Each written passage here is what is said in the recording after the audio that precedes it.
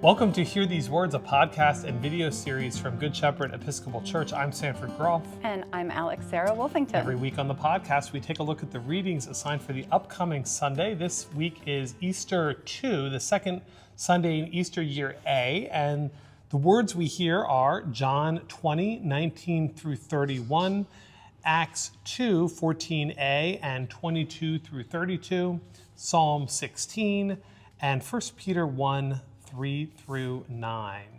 Happy Easter. Happy Easter. Yes, it's Doubting Thomas Sunday.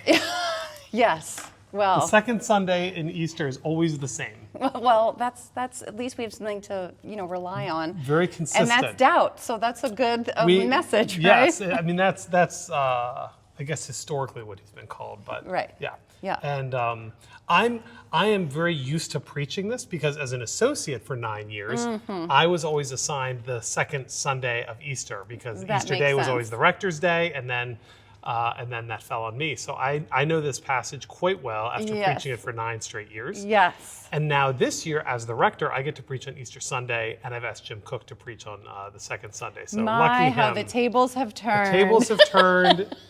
Very lucky. You're getting him back. If you're ever an associate, you get to preach Easter too. That's always good to know. Yeah, so you might want to take notes. Okay, I'm taking notes. I'm Good. saving this episode. Yes. Yeah. You've been studying Thomas recently. I have. I just learned Tell all us. these interesting things about Thomas. So many people, biblical scholars believe that Thomas was actually one of Jesus's biological brothers. So another son of the Holy Mother.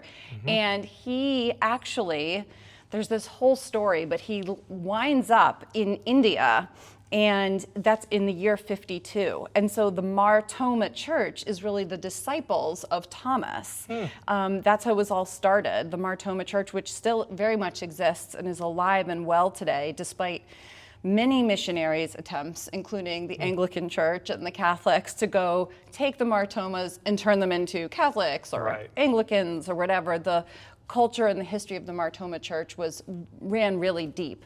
And there's a whole fascinating history about it. And if anyone's interested, I'm happy to share A deep dive. all of my Yeah. resources about Nice. it, but it's fascinating. In fact, we actually have at our seminary someone in my class who's a member of the Mar Thoma Church and not Episcopalian, and she's amazing. That's great. Yeah. So Very cool. And so anyhow, all from Thomas, all from Thomas. who we hear today in our first post-resurrection, well, I guess Easter is a post-resurrection appearance, but in a post-resurrection appearance where Jesus comes to the room, they call it the upper room often, and Thomas is not there. So Right. he kind of misses out, and word, of course, gets back after the fact, and he basically says, I'll see it when I believe it. Right. Or I'll believe it when I see it. Right. Right. And then the next week, they're again up in the house, and Thomas now is with them, and the doors are shut, and Jesus appears, and he says, peace be with you. And then he says to Thomas, Jesus says to Thomas without prompting, okay, you wanted to see? Here it is. Like, put your hands here, like, see my hands, see my side. Do not doubt, but believe. And Thomas answers, my Lord and my God. And Jesus says, have you believed because you've seen? Blessed are those who have not seen and yet have come to believe. Right. This very much reminds me, for some reason, of the story when the centurion, the Roman centurion, goes to Jesus and says, I have this servant boy, and he's sick and he's about to die, but if you just say the word, he Right. shall be healed. It's what we say during the communion rites, right? Right. And Jesus says, just because you believe so much. Like, I wish that a Roman is coming to me with all of this faith. And the people who are with me every day don't have this kind of faith. And Thomas obviously was with him, Right?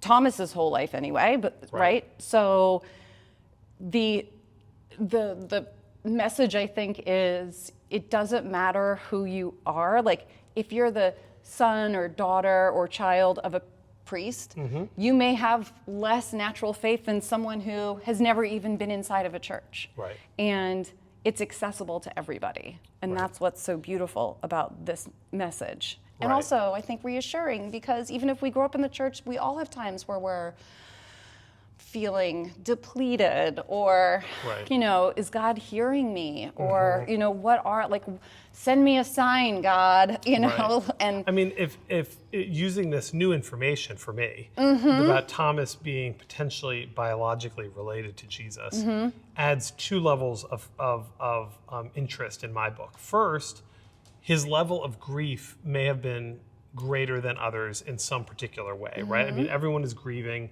but he may have been particularly struck by that grief. yeah, it's true. But also being so close to Jesus and being kind of close to the fire, so to speak, he may be a bit, my word would be disenchanted a little bit, where he's been around Jesus and he's witnessed how people respond to Jesus and how people get all sorts of kind of hyped up in his presence, and so he might be a little bit over the hype, right?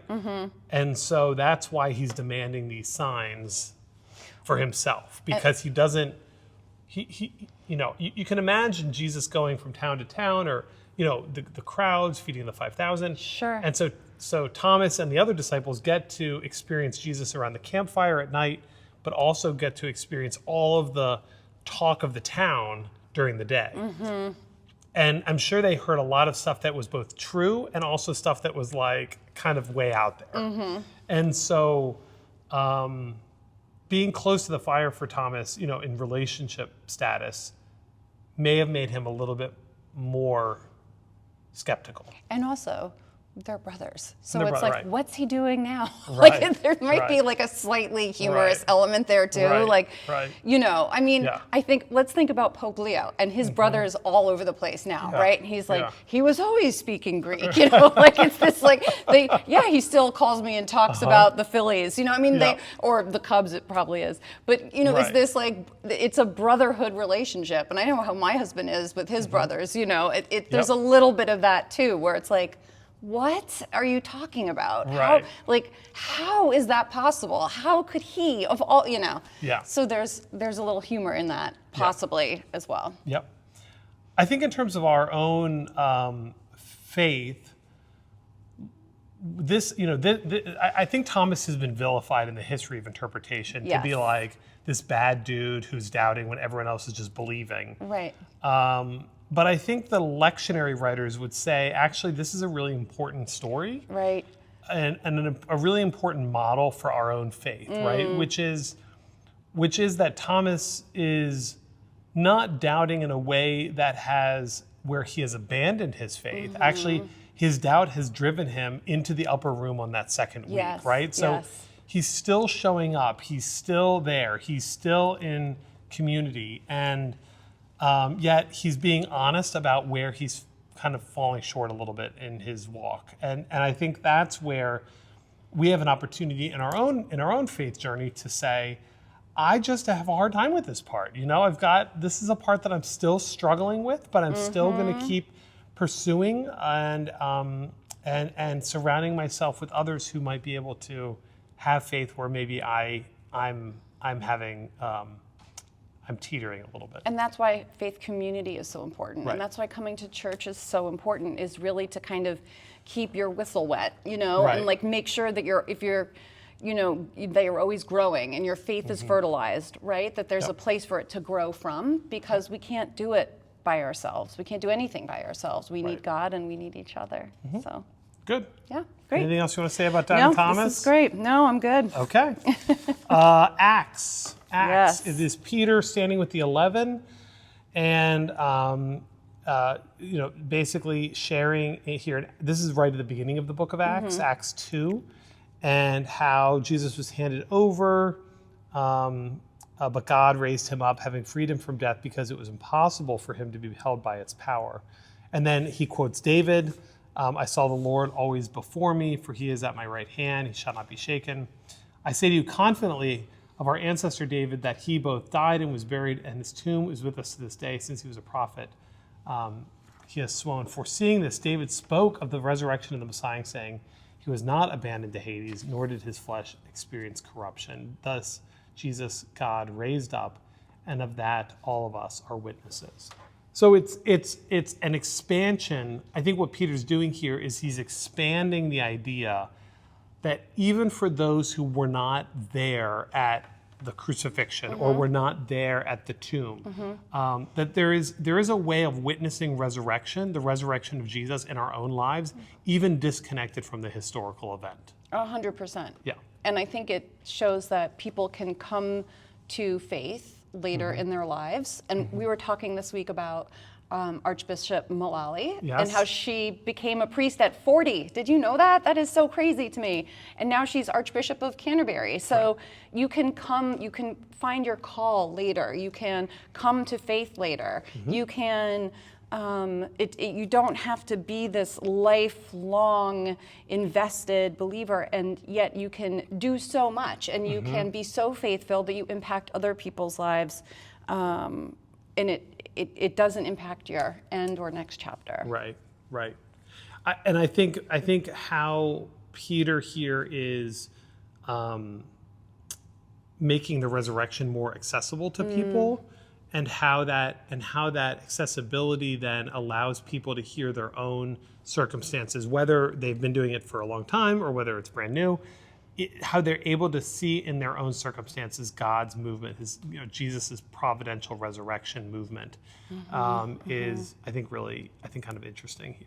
Yeah, and I think there's a lot of I've seen this passage a lot in different forms of analysis. So whether it's in the trans community, this passage is actually very powerful about resurrection and starting anew, and in other communities as well. And we just had the Trans Day of Remembrance the other day, so it's a timely passage for that too. Good. So, yeah. Psalm 16, and you're welcome to take a look at this. It is a psalm of asking God for protection, and how kind of, O Lord, you are my portion and my cup. It is you who uphold my lot. How God is filling us up. My heart, therefore, verse 9, is glad, and my spirit rejoices.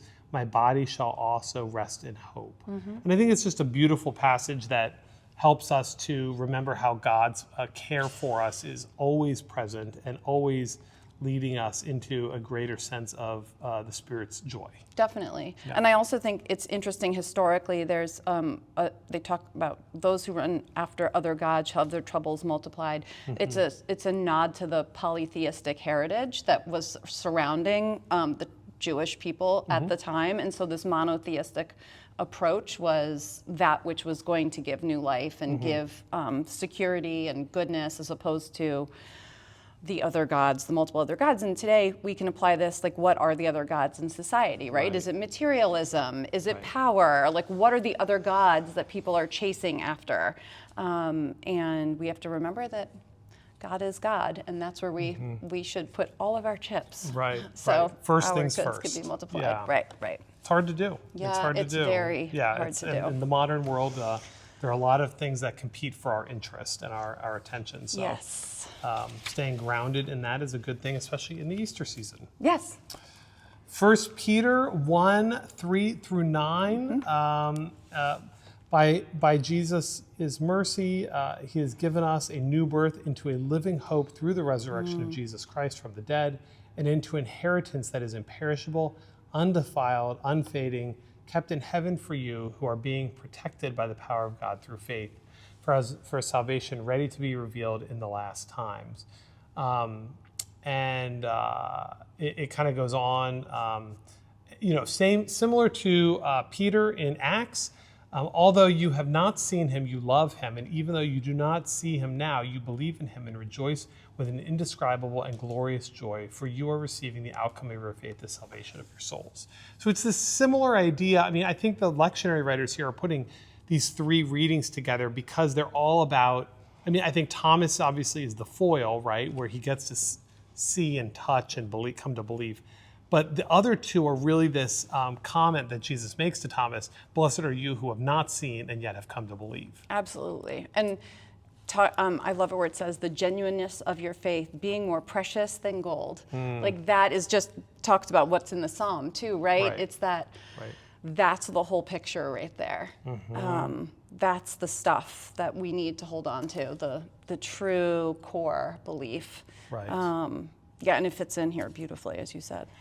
I think one of the we talk a lot in Lent about giving things up or taking things on, and then Easter comes. It's a big celebration. Everyone's like, okay, I'm kind of done with that, and yet Easter is actually a 50-day period. It's a season that is 10 days longer than Lent, and these readings are kind of inviting us, in my mind, to notice resurrection or in the world about us. Notice in our own lives where God might be moving, and having that confidence that even though you might not have seen Jesus in the flesh, we still rejoice with an indescribable and glorious joy. I mean, how incredible a gift is that, especially when the world can feel kind of dark and life can feel a bit Exhausting.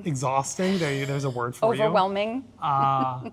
But how then can we celebrate Easter as a season by being on the lookout for little God winks, little resurrection moments, and not that those necessarily become the only and pervasive experience over time, but that those moments actually help us put into perspective all the other stuff that can be kind of hard and icky. It's true. It's like sitting in adoration of God is something that we, as Episcopalians, could probably do more often, right? And sitting in gratitude and giving our thanksgivings. I know I'm always worried about putting in prayers for the people. Right.